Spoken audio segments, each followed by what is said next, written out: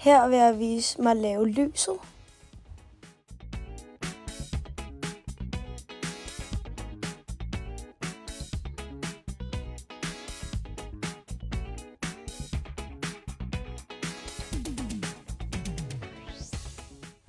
Og her laver jeg en håndstand, hvor jeg bliver modtaget af Ingrid. Her er altså min rulle. Her er min rundat, hvor jeg har samlet ben, når jeg lander. Her er min flyvende rulle, hvor jeg bruger en trampolin for at gøre min svævefase længere. Her kommer analysen del så af mit hovedspring, hvor jeg vil gå igennem de 6 faser.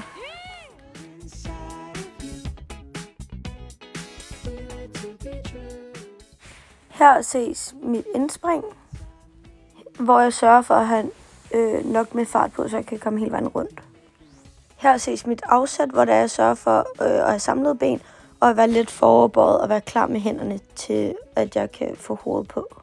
Her ses næste fase, hvor jeg har haft en kort svævefase, og der har jeg hovedet på puden, og der er mine ben 90 grader, så jeg ligesom er klar til at lave mit kip. Der kunne mine hænder måske godt være en trekantet form ved mit hoved, og mine ben være lidt mere strækte. Her ses så den måde, mine ben drejer på, og min hofte, så mine ben bliver mere lodrette. Der kunne måske igen have lidt mere strækte ben, men der laver jeg i hvert fald mit kip. Her ses min svævefase, efter jeg har lavet mit kip, hvor jeg gør klar til landingen. Her ser man så mit spring som en helhed i slow motion. Her er mit tilløb, mit afsæt, mit indspring, og så mit kip, og så min svævefase, og så min landing.